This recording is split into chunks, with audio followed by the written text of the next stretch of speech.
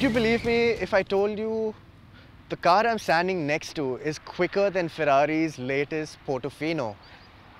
Well, it's true. The BMW M5 in its latest generation does the 0 to 100 kmph run in just 3.4 seconds. That's a whole tenth quicker than Ferrari's latest.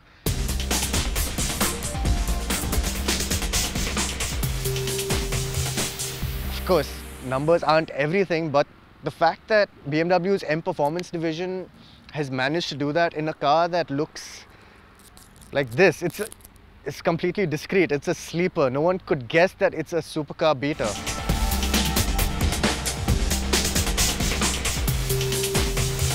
And that's exactly what the M Performance division have been doing for ages now. They've been stuffing things under the hoods of regular BMWs that make them go way quicker and take everybody by surprise. This, of course, is a cult car. It's based on the new generation 5 Series that was launched in India some time back. And it's got a monster lurking under the hood. But first, we're going to show you how you could spot an M5 from the regular 5 Series.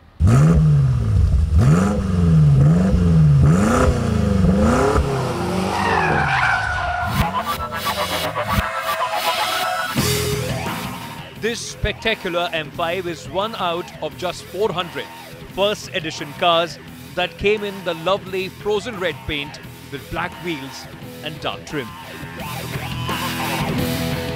In a more conservative color, the M5 is a car that will escape most people's notice. What's left to spot are more aggressive bumpers, side air vents and M badging. We think it goes well with the sleeper image the M5 has enjoyed over the years. Inside, you get white upholstery and contrast stitching with brilliantly supportive M Sport seats. The steering wheel, dials, heads-up display and gear lever all get M-specific cues and do enough to let you know you're driving something special. Of course, the two red memory buttons on the wheels are a shortcut to hooliganism, but more on that later.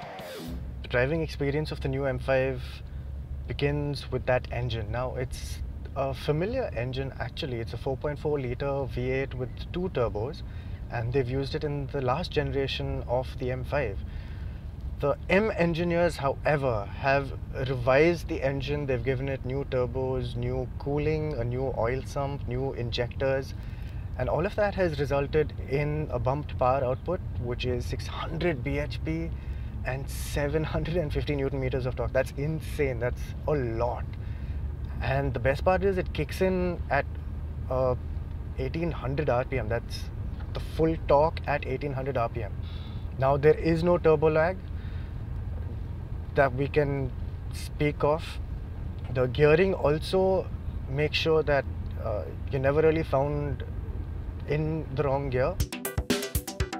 Of course, the big news is that the M5 is the first M division car to come with all-wheel drive. That's breaking a rich motorsports-driven heritage that hung on to the rear-wheel drive formula to deliver the joy of driving.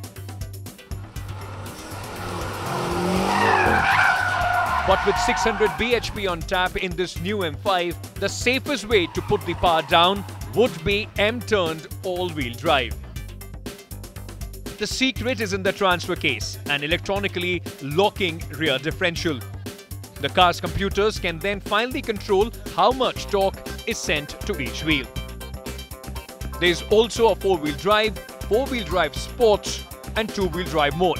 Yep, that's 2WD as in 2-wheel drive, as in rear-wheel drive only. The system has the ability to disable the front axle completely, only sending power to the rear. The electronics sure make you feel like a driving god. We tried again with the DST switched off completely, and the car made sure to let us know we weren't. In 4WD Sport and 2WD modes, the M5 definitely rewards driver skills and punishes disrespect. So it's not just a point and shoot supercar, though it certainly can be.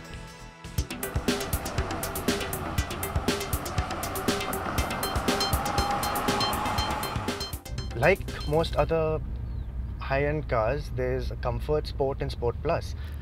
The difference is all of these can be adjusted independent of each other, and you can even set up your favorite driving profiles.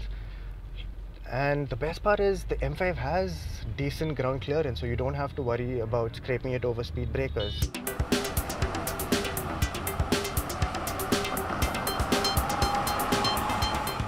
The M5 like to drive when everything is set to comfort. So the engine and gearbox is set to efficient, which is their equivalent of a comfort mode. The dampers are set to comfort, and the steering is set to comfort. Well, it's much stiffer than your regular 5 Series, that's a given.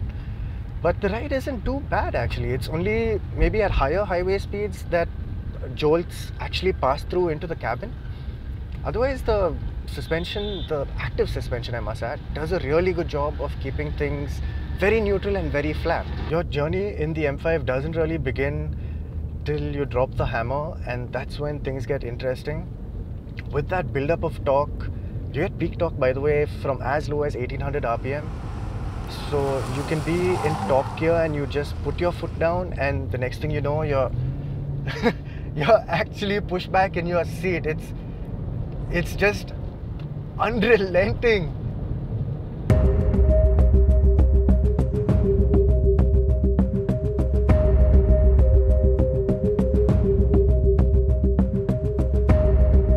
At an ex-showroom price of 1.43 crore rupees, the BMW M5 isn't cheap. But when you take everything in consideration, it's excellent value. You get supercar beating straight-line performance, rear-wheel drive sports car-like handling, and all the convenience of 5 seats and a huge boot.